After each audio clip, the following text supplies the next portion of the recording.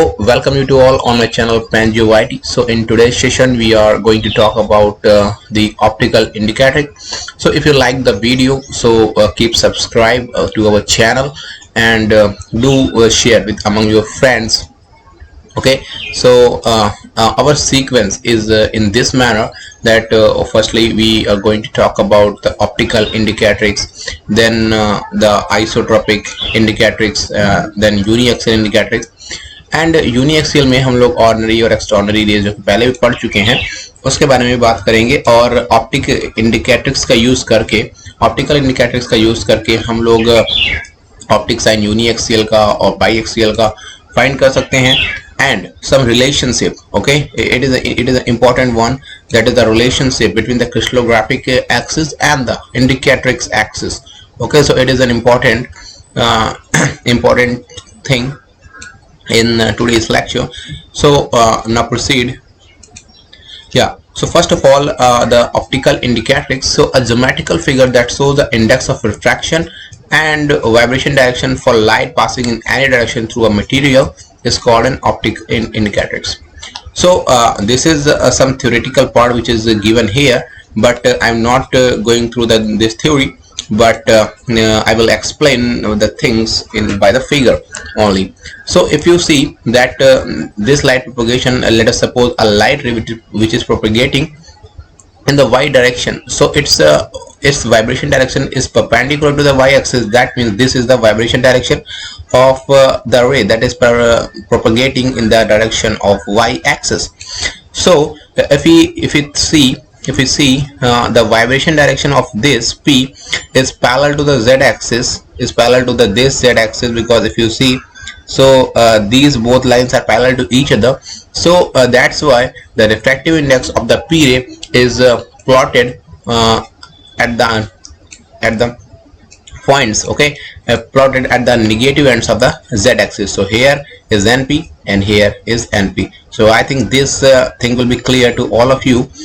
And the next observation is that let us suppose a light ray which is propagating in this direction. Okay, this arrow shows the direction of propagation. Okay, this arrow shows the direction of propagation. And if we want to know the vibration direction of this ray, so it is perpendicular. Okay, so it is obviously perpendicular to the direction of propagation, so it is in this direction. So if you see, this direction is parallel to the y-axis, that's why we are plotted the refractive index of the Q ray against the x-axis, against the negative ends and positive ends of the y-axis. Here we are plotted NQ over the ends, over the another ends of the y-axis. That is the figure. So this shows this kind of things, but I am going to explain through the figure. Okay, so if the indices of refraction for all possible light rays are plotted in a similar way, the surface of indicatrix is defined. The shape of the indicatrix depends upon the mineral symmetry. Mineral symmetry suggests that which crystal class, okay, which the mineral of which crystal class you have. Okay, now we proceed further. So the constructing of optical indicatrix. So how you construct the optical indicatrix. Okay, so the primary use of the indicatrix is to determine the indices of refraction and vibration direction of the slow and the fast ray given the wave normal direction followed by the light through the mineral. Okay, and the basic steps are, so basic step यहाँ पे लिखे हुए हैं, बस मैं figure से बात करूंगा, so it will very clear to all of you. So this figure shows the optic normal. That means if you have a optical indicatrix like that, so this is the surface, so it is the wave normal. Okay, it is the wave normal. So the step 1 is to construct. Okay, step 1 is to construct the surface, the elliptical surface. This is the elliptical surface which is perpendicular to this wave normal.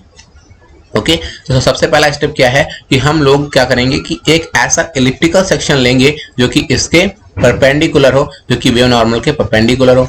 अब भाई अगर ये surface wave normal के perpendicular है तो भाई obvious है कि ये जो सेक्शन है ये वेव फ्रंट के पैरेलल होगा obviously.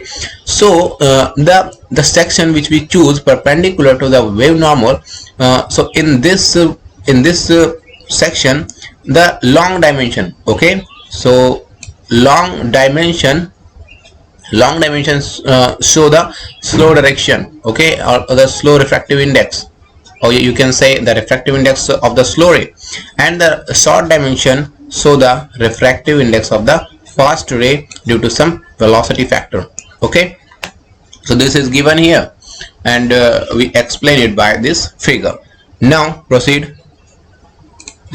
Yeah, so ray path for optical indicatrix. So the question arises, we know which is the fast ray, and which is the slow ray in the mineral, but how can we find the ray path? So in this figure we मैंने आपको बताया था कि this direction is the long dimension, so it represents the slow refractive index or refractive index of the slow mineral or slow ray, and this is basically the short dimension. Okay, so it will represent the refractive index of the fast ray. So if we draw a section like that, which touches the surface of the ellipse, and at that point, okay, at that point we draw a line that is passing through the center and this, where this surface touches the elliptical section. Okay, so this is the slow direction, because इसके, ठीक है, ये slow रे है, तो इसके जो parallel line खींचेंगे, इसके जो सरफेस के साथ लाइन जाएगी, क्या होगी, स्लो रे होगी, और यहाँ पे ये आपकी क्या होगी, ये फास्ट रे होगी, बिकॉज ये इस सेक्शन से आ रही है, फास्ट सेक्शन है ये, तो यहाँ से जो आएगी क्या आएगी, फास्ट रे आएगी. ठीक है, so we want to know the ray path. So we want to know the ray path. So if we know the vibration direction of this slow and the fast ray, so how can we know the ray path? So ray path is always perpendicular to the direction of vibration. Okay, so if we draw a tangent at the surface where this section meet the ellipse, so we get the, by drawing a tangent to the surface where the surface meet the elliptical surface, so it is called the ray path of the slow ray, and this is basically the ray path of the fast ray. Okay, so this is all about the ray paths for optical indicatrix. Now, so we're talking about the isotropic indicatrix. So isotropic indicatrix में क्या है, because जो light का absorption है in all directions it is same. So जब light सभी direction में same absorb हो रही है, यानी मतलब क्या हुआ कि लाइट की वेलोसिटी जो है वो हर डायरेक्शन में सेम है. अगर लाइट की वेलोसिटी हर डायरेक्शन में सेम होगी तो भाई ऑब्वियस सी थिंग है कि उस मिनरल का रिफ्रैक्टिव इंडेक्स हर डायरेक्शन में सेम होगा. तो यानी कि सभी section, all the sections in the isotropic indicatrix is the circular sections. Okay, and birefringence may be considered as zero. So birefringence, what is birefringence? So it is basically the difference of ns minus nf. So if we see that it is same as this, so the birefringence will definitely be zero. Okay, so this is the all about isotropic indicatrix. Now we going to the uniaxial indicatrix.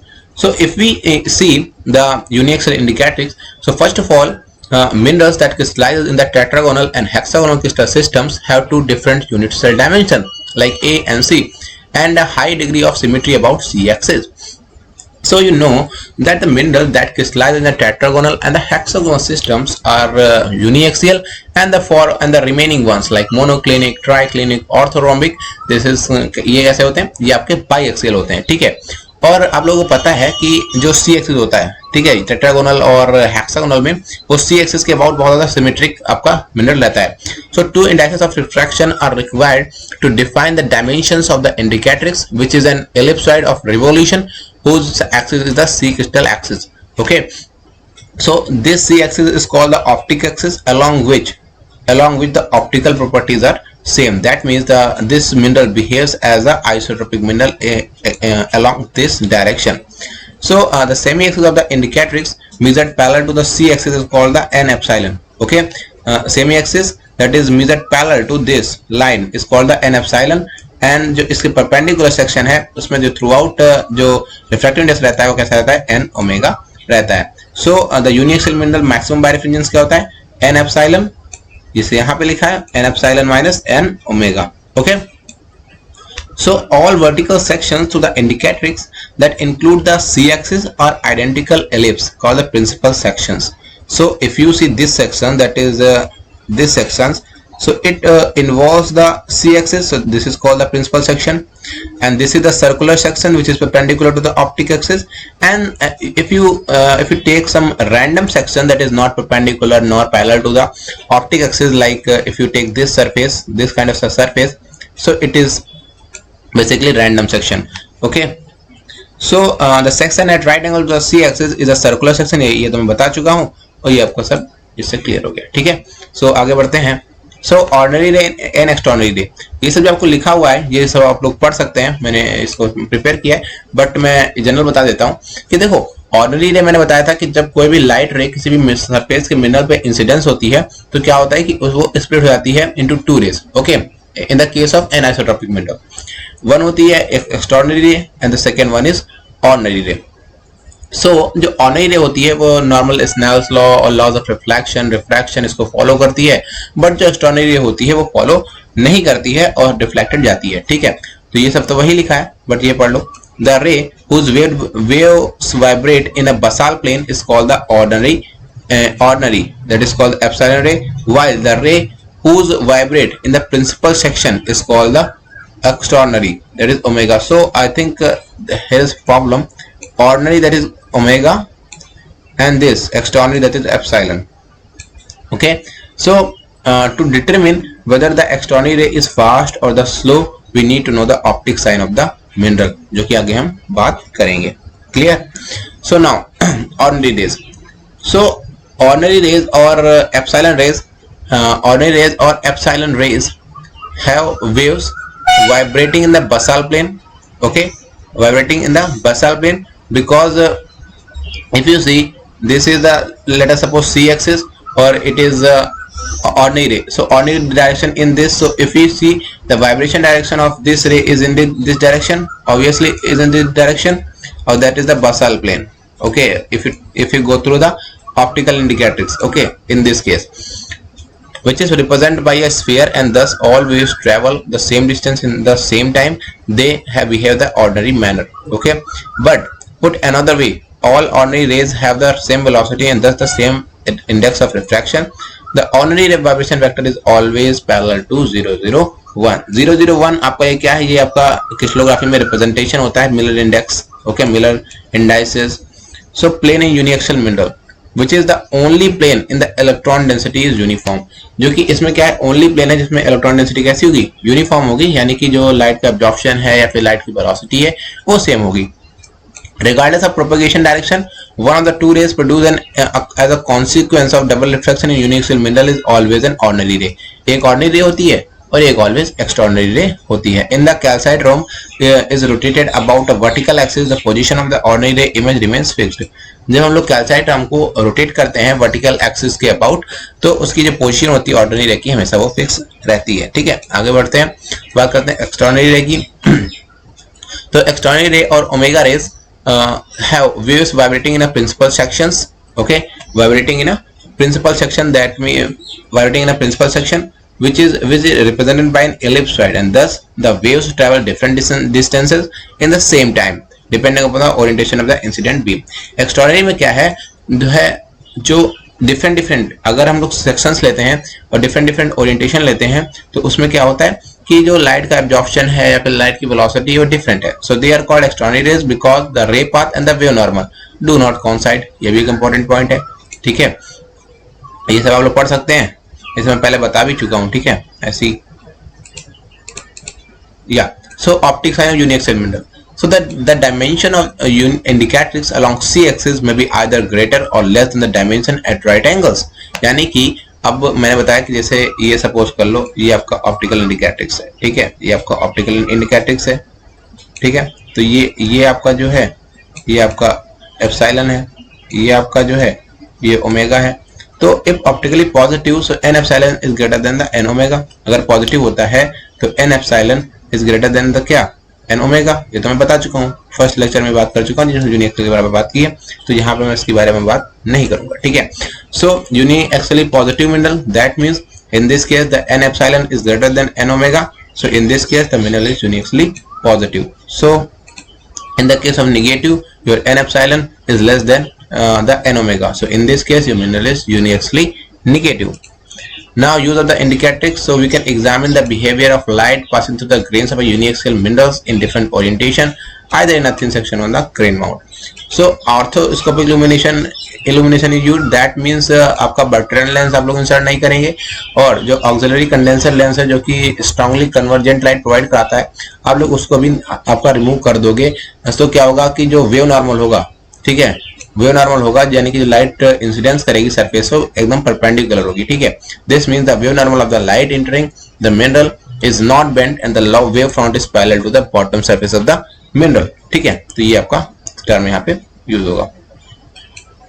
Now the uses of the indicatrix, आप लोग यहाँ पे इंडिकेट्रिक्स का use करके आप लोग find कर सकते हो. ठीक है, तो मैं इसके बारे में बात नहीं करने वाला हूँ, बट यहाँ पे ये है कि फर्स्ट केस में आप लोग देख रहे हो कि ऑप्टिक एक्सिस में क्या है, हॉरिजॉन्टल है, बट आप लोग सेकेंड केस में देखोगे ऑप्टिक एक्सिस कैसी है, वर्टिकल है. थर्ड केस में आप लोग देखोगे ऑप्टिक एक्सिस कैसी है, समथिंग इंक्लाइंड है. ठीक है, तो इन तीनों कंडीशंस में, ठीक है, तो इन तीनों कंडीशंस में क्या होगा कि ये जो यानी कि जो एक ओमेगा है, यानी कि ऑर्डिनरी वाइब्रेशन डायरेक्शन है, और एक ये है एक्सटर्नरी वाइब्रेशन डायरेक्शन है, इसको आप लोग फाइंड यहां से कर सकते हो.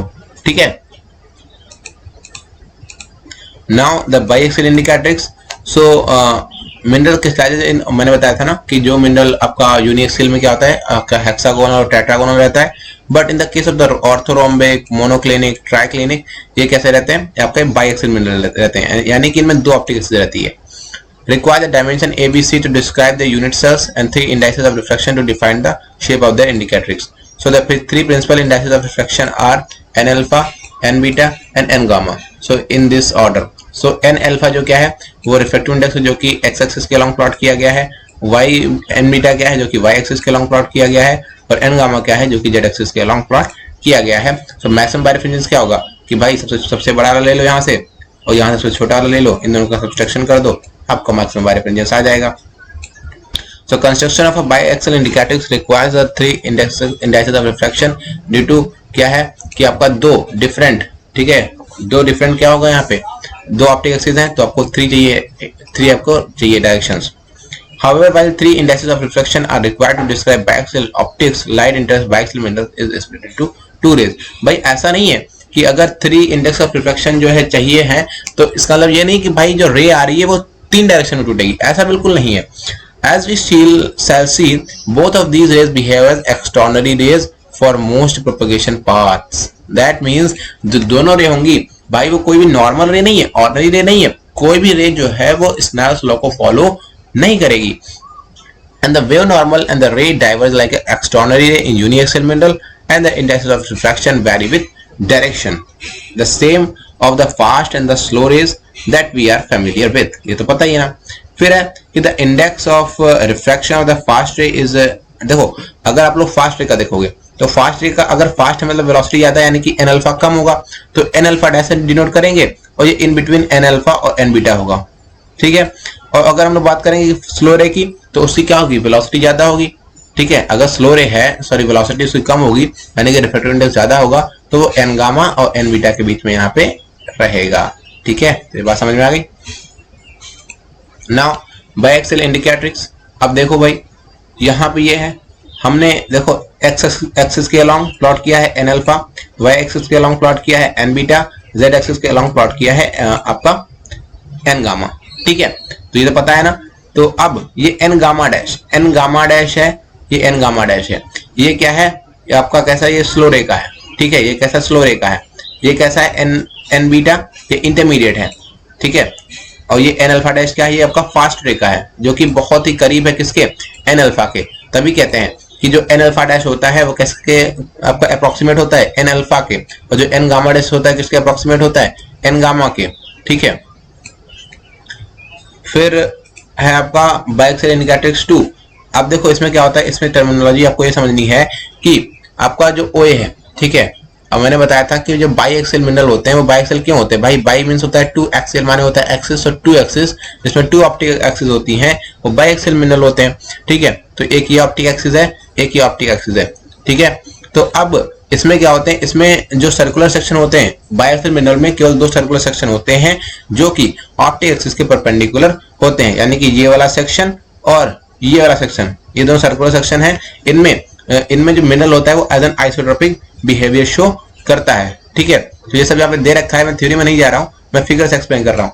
ठीक है, सो जो ऑप्टिक एक्सिस है उनके बीच का जो एंगल होता है उनको क्या बोलते हो, उनको बोलते हो acute angle. Okay, acute angle या फिर एक्यूट एंगल बोलते हो। ठीक है, और उनके बीच जो ऑब्ट्यूस एंगल होता है उसको जो है, अगर देखो अगर 2vz एक्यूट एंगल है तो भाई 2vx जो है ऑब्ट्यूस एंगल होगा, और अगर 2vx एक्यूट एंगल है तो 2vz ऑब्ट्यूस एंगल होगा। और इसी के बेस पे कि 2vz जो है एक्यूट एंगल है या फिर ऑब्ट्यूस एंगल है, हम लोग इसको क्या करते हैं, इसको बायएक्सियल मिनरल को पॉजिटिव और निगेटिव ऑप्टिक साइन दे सकते हैं, तो जिसके बारे में मैं नेक्स्ट स्लाइड में बात करूंगा।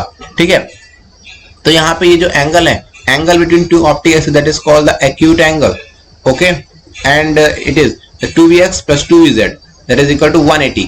सो इसको क्या बोलते हो, अब ये y जो होता है ये क्या होता है कि इस प्लेन के ये जो प्लेन है पूरा इसके परपेंडिकुलर होता है, तो इसको क्या बोलते हो, ऑप्टिक नॉर्मल बोलते हो। ठीक है, तो ये बात सबको क्लियर हो गई।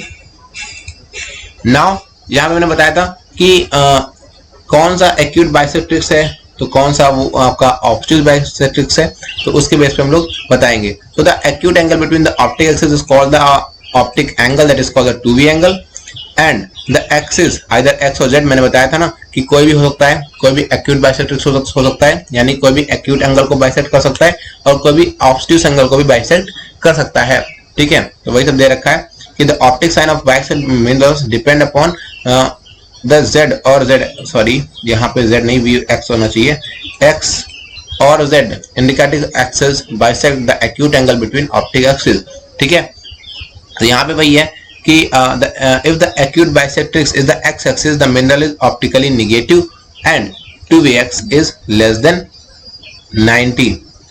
Okay, in this case, and if the acute bisectrix यानी कि जो आपका ऑप्टिक एक्सिस थी दो, इसको जो कट कर रहा है, ठीक है, वो अगर यहाँ पे x होगा तो क्या होगा, in this case mineral should be negative, और if the ऑप्टिक एक्सिस को जो बाइसेक्ट कर रहा है वो z है, तो in this case mineral should be positive.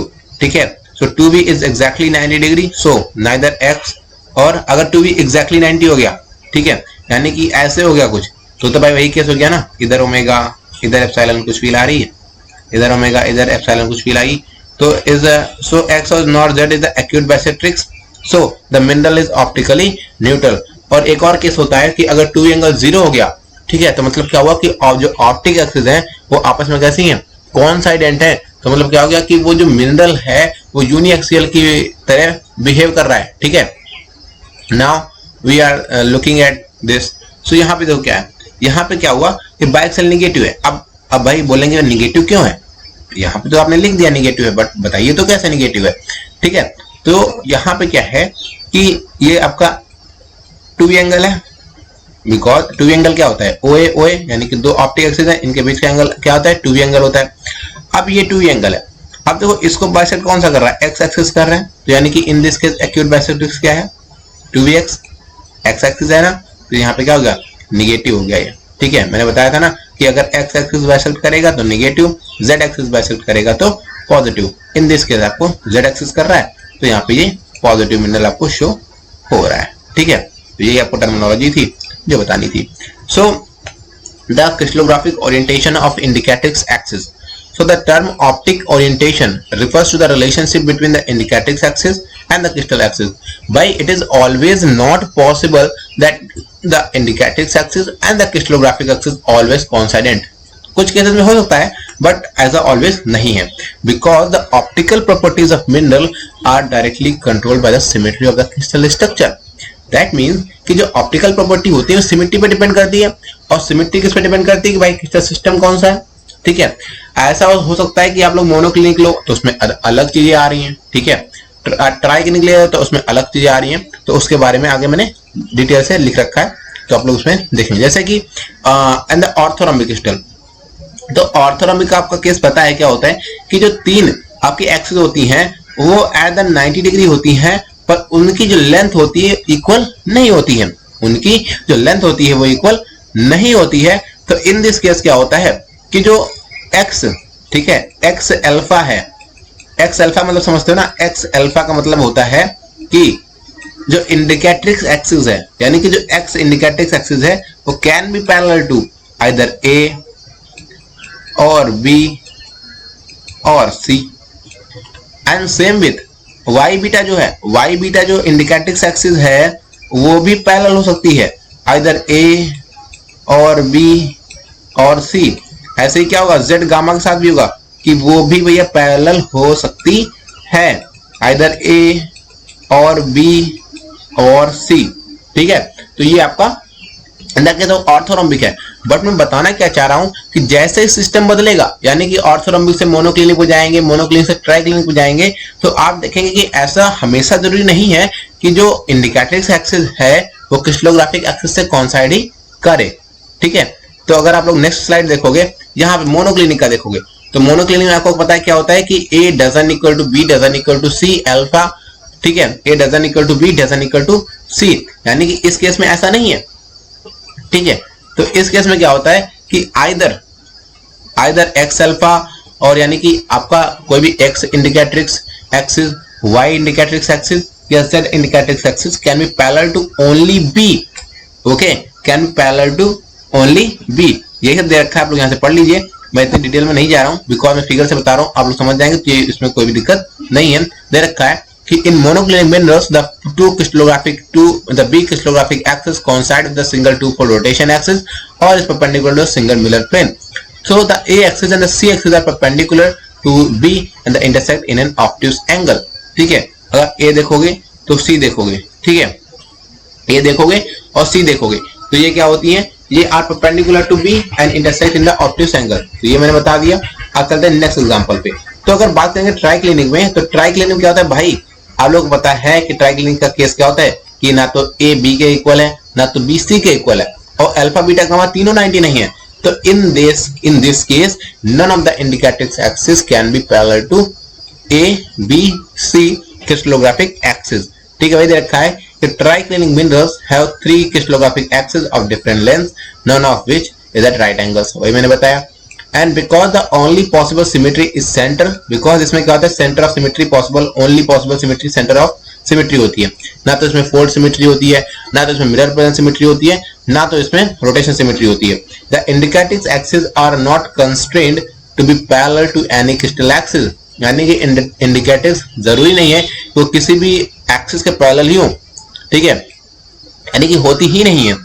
In most cases, the optic orientation is specified by indicating the approximate angle between the indicatrix and the crystal axis.